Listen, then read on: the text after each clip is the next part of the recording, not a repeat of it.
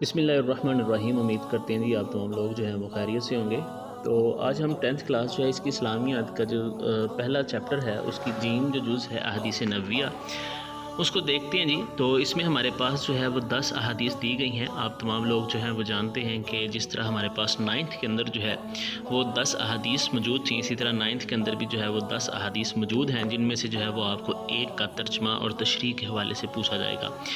ویسے تو جو ان کا ماڈل پیپر تھا اس میں انہوں نے صرف اور صرف ترجمے کا دیا ہوا تھا، مگر اس سال 9th میں کیونکہ حدیث کے ساتھ اس کا ترجمہ آ گیا تو اس لیے میں آپ سے کہہ رہا ہوں کہ اس کا ترجمہ اور تشریح آپ دیکھیں گے۔ تو ہمارے پاس جو پہلی حدیث ہے اس کو ہم دیکھیں تو اس کے اندر تذکرہ کیا گیا ہے کہ نبی کریم صلی اللہ علیہ وسلم کی طاعون کا ذکر کرتے ہوئے آپ صلی اللہ علیہ وسلم نے کیا فرمایا۔ تو ہمارے پاس جو ہے یہ شارٹ کویسچن بھی بن جاتا ہے کہ آپ صلی اللہ علیہ وآلہ وسلم نے طاعون کا تذکرہ فرماتے ہوئے مسلمانوں کو کیا ہدایت دی ہے، یا جب کوئی جو ہے وہ وبائی امراض پھیل جائیں تو اس کے بارے میں آپ صلی اللہ علیہ وسلم کا کیا ارشاد ہے۔ تو اس کا ترجمہ ہے جی ہمارے پاس پہلی حدیث کا، اس میں یہ ہے کہ یہ اس عذاب کا بچا ہوا حصہ ہے جو بنی اسرائیل کے ایک گروہ پر بھیجا گیا، یعنی کہ طاعون کے بارے میں آپ صلی اللہ علیہ وسلم نے فرمایا کہ یہ بنی اسرائیل کے جو گروہ تھا یہ اس کے اوپر جو عذاب بھیجا گیا تھا یہ اس کا ایک بچا ہوا حصہ ہے۔ تو آگے آپ صلی اللہ علیہ وسلم نے وبائی امراض کے لیے جو ہے اس کے بارے میں نصیحت فرمائی کہ جب کسی زمین یعنی کہ ملک یا شہر میں طاعون ہو جہاں پر تم رہ رہے ہو تو وہاں سے نہ نکلو، یعنی کہ اگر وہاں پہ جو ہے وہ آپ جس شہر میں رہ رہے ہیں اگر وہاں پہ طاعون یعنی کہ وبائی امراض پھیل جائیں تو وہاں سے نہ نکلو، اور جب وہ کسی ایسی سرزمین میں پھیلا ہو جہاں تم نہ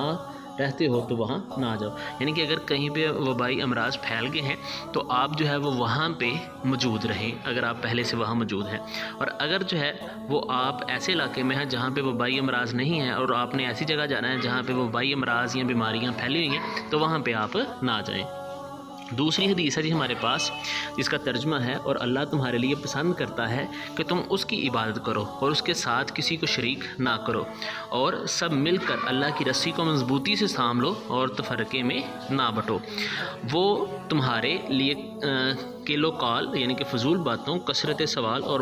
مال ضائع کرنے کو ناپسند کرتا ہے، یعنی کہ اللہ تعالیٰ جو ہے وہ کن چیزوں سے جو ہے وہ ناپسند کرتا ہے۔ تو اس کے بارے میں بتایا گیا ہے کہ فضول باتوں یعنی کہ کیل و قال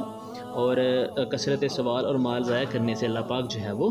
آپ کو منع فرماتا ہے، یعنی کہ اللہ ناپسند فرماتا ہے۔ اور کن چیزوں کو کرنے کا حکم ہے جی عبادت کریں، اللہ کے ساتھ شریک نہ کریں اور اللہ کی رسی کو مضبوطی سے تھام کے تفرقے میں نہ بٹیں۔ تو تیسری حدیث ہے جی آگے ہمارے پاس جس کا ترجمہ ہے، کوئی بھی مسلمان جو ایک درخت کا پودا لگائے یا کھیتی میں بیج بوئے پھر اس میں سے پرندے یا جانور انسان یا جانور جو بھی کھاتے ہیں اس کی طرف سے صدقہ ہے، یعنی کہ اگر آپ جو ہے وہ درخت لگاتے ہیں اور وہ پھلدار درخت ہے تو اس کی کھیتی سے جو بھی چیز ہوتی ہے اس کو جو بھی جانور یا انسان کھاتا ہے تو وہ اس شخص کی طرف سے صدقہ ہے، یعنی کہ اس کے لیے مال غنیمت ہے، نیکیاں اس کے لیے